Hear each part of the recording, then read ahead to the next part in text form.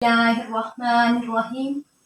إنما يريد الله ليذهب عنكم الرجس أهل البيت ويطهركم تطهيرا اللهم صل على محمد وآل محمد وعجل فرجهم أجمعين۔ عزیزان محترم، ہمارا موضوع چونکہ رسول اللہ صلی اللہ علیہ وسلم اور مولا علی علیہ السلام کی فضیلت قرآن مجید میں اور نماز میں، تو ہم تمام تر عاشقان رسول صلی اللہ علیہ وسلم اور تمام تر عاشقان علی علیہ السلام میں پہلی نشست میں یہ بات عرض کرتی چلی ہوں کہ رسول اللہ صلی اللہ علیہ وسلم کے دل پر قرآن جو نازل ہوا، اللہ نے اسے بھی حق کہا، جیسا کہ سورہ مبارکہ آل عمران میں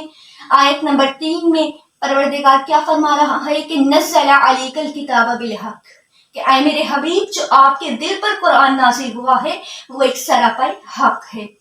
پھر پروردگار فرما رہا ہے سورہ مبارکہ بقرہ میں آیت نمبر 2 میں پروردگار فرما رہا ہے کہ ذالک کتاب لا ریب فیہ،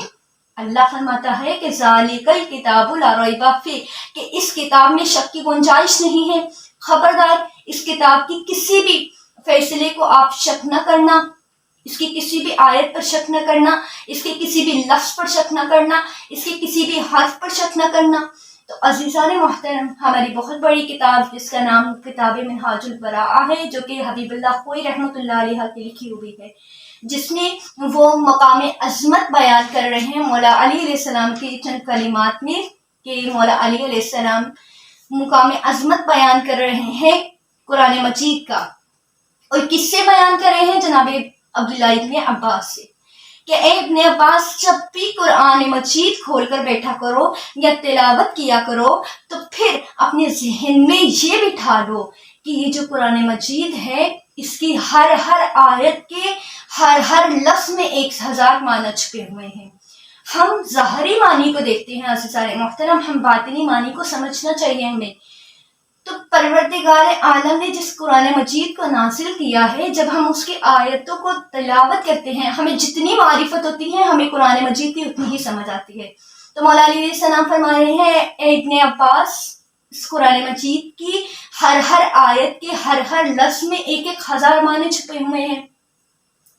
پھر جناب ابن عباس نے کیا کیا کہ جو جناب ابن عباس ہیں، جو رسول اللہ کے چچا زاد ہیں، پھر فقہ وقت ہے، فقہ زمانہ ہے، وہ آئینہ حیرت بن کر مولا علی علیہ السلام سے عرض کرتے ہیں کہ مولا، قرآن مجید کی ہر آیت کے ہر لفظ میں 1000 معنی چھپے ہوئے ہیں۔ مولا نے فرمایا اے ابن عباس، صرف یہی نہیں بلکہ قرآن مجید کی ہر آیت کے ہر لفظ کے ہر حرف میں 1000 معنی چھپے ہوئے ہیں۔ تو عزیزان محترم،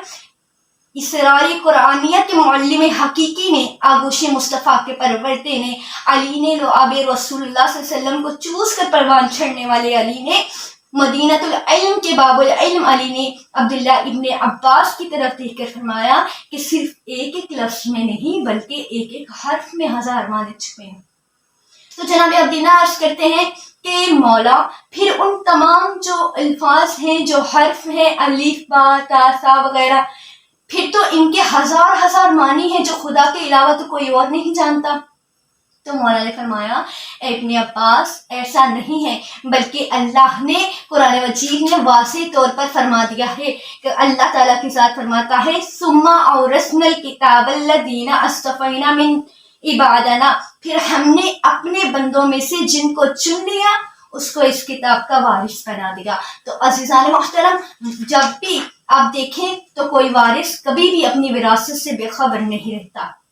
تو جس دین پر تمام تر رسول اللہ صلی اللہ علیہ وسلم کے عاشق، اور جس دین پر تمام علی علیہ السلام کے عاشقان ولا ہیں، وہ دین محمد مصطفیٰ صلی اللہ علیہ وسلم کا ہے، وہ دین علی علیہ السلام کا ہے، وہ دین ائمہ طاہرین علیہ السلام کا ہے، وہ دین انبیاء کرام علیہ السلام کا ہے۔ تو عاشقان ولا، میں پہلے ہی عرض کرتی چلوں کہ نماز میں بھی ہم اہل بیت علیہ السلام کی فضائل کو بیان کر رہے ہوتے ہیں، جیسا کہ میں نے اول نشست میں کہا کہ سورہ حمد اور بسم اللہ میں بھی ہم فضائل اہل بیت علیہ السلام کے بیان کرتے ہیں۔ اب دیکھیے جب ہم دوسری رکعت میں جاتے ہیں تو ہم سورہ حمد کے بعد سورہ توحید کی تلاوت کرتے ہیں کہ بسم اللہ الرحمن الرحیم قل هو اللہ احد کہ کہہ دیجئے اللہ ایک ہے۔ تو عزیزان محترم ہم سورہ توحید کی تلاوت کرتے ہیں، ایسا ہی ہے جب ہم سورہ توحید کی تلاوت کرتے ہوتے ہیں، اب دیکھیے اللہ کی ذات وہ ذات ہے جو کسی کا محتاج نہیں، کہ وہ پروردگار کہ جو اپنے آپ کو منوانے کے لیے کسی کا محتاج نہیں، وہ پروردگار فرما رہا ہے قل هو اللہ احد کہ کہہ دیجئے کہ اللہ ایک ہے۔ اب تھوڑا سا ملاحظہ فرمائیے کہ وہ پروردگار کس سے فرما رہا ہے؟ رسول خدا صلی اللہ علیہ وسلم سے فرما رہا ہے کہ اے میرے حبیب آپ بتا دیجئے، آپ فرما دیجئے کہ اللہ ایک ہے، اللہ بے نیاز ہے۔ تو عزیزان محترم امام علیہ السلام فرماتے ہیں کہ ان اللہ لم یزل فردا متفردا فی الوحدانیہ کہ اللہ اپنی یکتائی کے، اللہ اپنی احدانیت کے، اللہ اپنی وحدانیت کے اعتبار سے بس اللہ ہی اللہ تھا، اللہ کا کوئی شریک نہیں ہے، اللہ کا نہ تو کبھی شریک ہوگا بلکہ وہ احد ہے، اپنی وحدانیت کے اعتبار سے وہ پروردگار کی ذات اکیلا ہے۔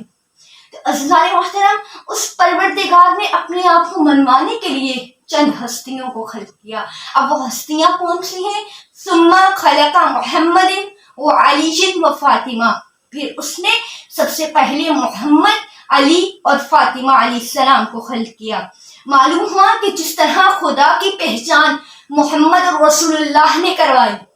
جس طرح اللہ کی پہچان علی ولی اللہ سے ہوتی ہے، جس طرح اللہ کی پہچان کا وسیلہ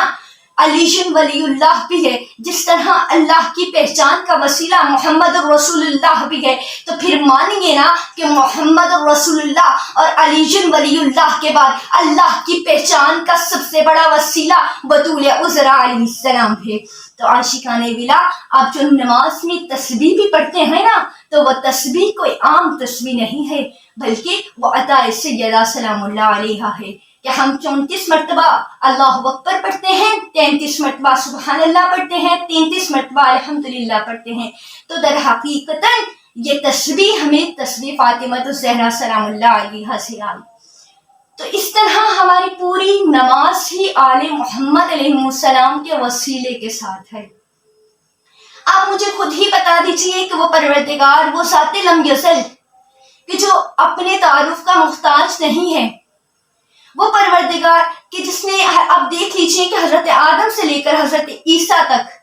اللہ نے کسی کو اپنی آنکھ نہیں کہا ہے، کسی کو عین اللہ نہیں کہا ہے، کسی کے کان کو اذن اللہ نہیں کہا ہے، کسی کی زبان کو لسان اللہ نہیں کہا ہے، کسی کے چہرے کو وجہ اللہ نہیں کہا ہے، کسی کے ہاتھ کو ید اللہ نہیں کہا ہے، بلکہ مولا فرماتے ہیں وَجَعَلْنَا عَيْنَهُ فِي عِبَادِهِ کہ اللہ نے اپنی مخلوق میں ہمیں اپنی آنکھ بنایا۔ اور اللہ نے مولا علی علیہ السلام کے لیے کیا فرمایا ہے پروردگار کہ علی لسان اللہ ہے، علی اذن اللہ ہے، علی وجہ اللہ ہے، علی کرم اللہ ہے، علی ید اللہ ہے۔ تو عزیزان محترم مولا علی علیہ السلام فرماتے ہیں وَلَوْلَا نَحْنُ عُبِدَ اللَّهُ وَلَوْلَا نَحْنُ عُرِفَ اللَّهُ لوگوں اگر ہم نہ ہوتے تو کوئی اللہ کو اللہ کہنے والا نہ ہوتا۔ تو ہم محمد وآل محمد علیہ السلام کی پہچان کا وسیلہ اور ہم اللہ کی پہچان کا وسیلہ محمد علیہ السلام کو مانتے ہیں۔